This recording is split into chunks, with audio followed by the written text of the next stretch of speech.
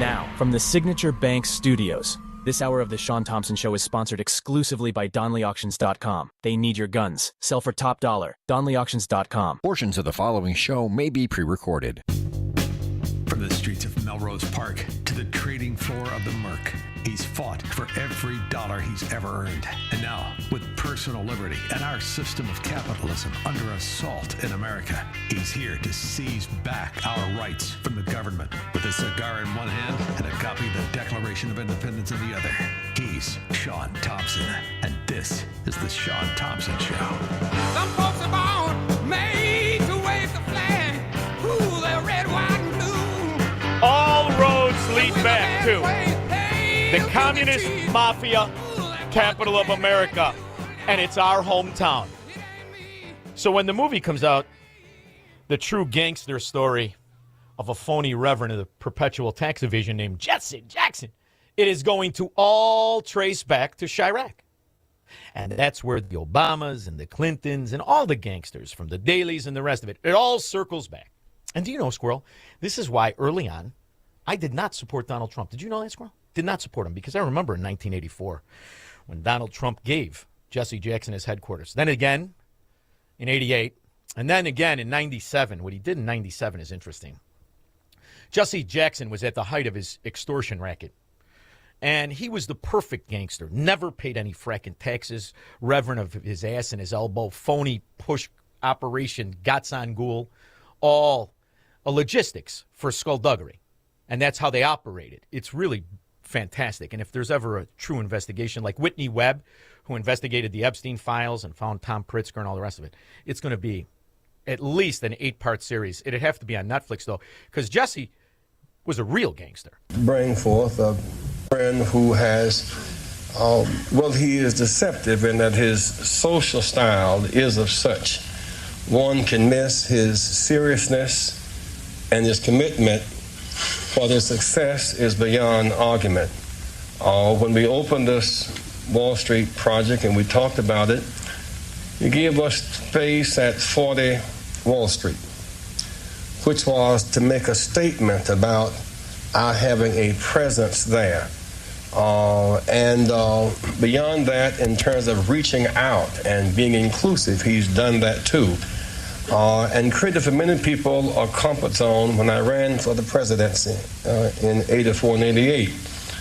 And many others thought it was either laughable or something to avoid. He came to our business meeting here in New York because he has this sense of the curious and a will to risk to make things better. And so aside from all of his style and his pizzazz, he's a serious person who is an effective builder of building with a builder of people. Last year he was a part of our workshop, of our panel workshop on what are the challenges and opportunities. And so this, a year later, Donald Trump, for a few minutes, challenges and opportunities to embrace the underserved communities. Donald Trump. Yeah, the poverty pimp. And I'm sure that's on the head of all the news outlets, right? Of the Hour, Fox News, NBC, ABC, CBS, how they're talking about the extortion racket that Jesse Jackson ran very successfully. And he ran it with the threat of either you pay me or one of my useless kids, or we're going to shake down your business in perpetuity. We'll have pickets. And that back then, they didn't pay $100 an hour like they do now. Very interesting, and we're going to hear about how holy he was as a reverend of the numbers, a reverend of extortion, the mafia story of Jesse Jackson, who was in bed a lot with the Clintons, the Daleys, and all the gangsters. But back then, Squirrel, this is when Donald Trump used to have to get buildings built with gangsters in New York, gangsters in Chicago. That's when the Democrats were on the payroll. Ed Burke was his lawyer in Chicago, New York, a lot of scandal. So it's fascinating to see how in the Epstein papers and all the rest of it that they thought was going to so incriminate Big Donnie. Turns out it's more the Democrats linked to Chicago and their spouses that are really in the file, because New York invented political corruption. New Jersey perfected it, but Chicago made it an art form. And that's what you're about to hear. You're about to hear the Duchess of Chafington, not pretending she's heterosexual, but pivot from the evidence of a president in a hot tub with Jeffrey Epstein and a couple of hookers who may or may not have been 18. What was your reaction when you saw some of the material that has been released? I'm thinking, for example, of images of your husband apparently in a hot tub in a swimming pool on Epstein's plane. What was your reaction to that? And do you know the context surrounding some of those images? Absolutely. And it wasn't a hot tub on a plane. It was one of the stops they made to look at philanthropic and charitable work that my husband has done, saving literally millions of lives. Oh, Tom Pritzker! You should have called Fat Ass, the Duchess of Chafington. This is how you pivot. He's a philanthropic, altruistic giver who's saved millions of people in between stooping young underage hookers. Around the world. It turned out that was done long before there was any public awareness and certainly any conviction of any crime. Is this beautiful? This is what you learn in slippery Simon Law School. This is how she got out of Whitewater.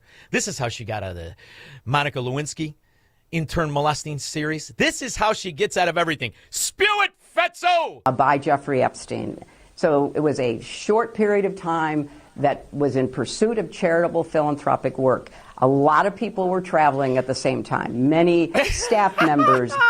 He's a philanthropist. And the money that was stolen for Haiti and in the Clinton Foundation and the Podestas, it's all happenstance, circumstance. And there's no such thing as a pool and a jacuzzi on a plane, dummy. Guests, other supporters of the foundation. If Bill and I had a penny for every person we've taken pictures with, we would be extremely rich today. You are extremely rich because you're a crooked whore politician and your husband is a rapist scumbag, which makes it even funnier when people ask you about women's rights. Unless they're Juanita Broderick or Paula Jones or a 21-year-old intern whose name is synonymous with sex for the rest of humanity, the Lewinsky. And now you're going to talk about women's rights. But you must mean the transvestites, which is really where you align with, because anybody could confuse you with it. We saw the cancel culture. We saw the woke revolution. I don't agree with the gender revolution, the climate alarmism. Which gender? Women having their rights? No, let Peter go on. I think there are two genders. So, but some of us think that there is more than one or more than two gender. I think there is male and female, and the rest probably is a social construct.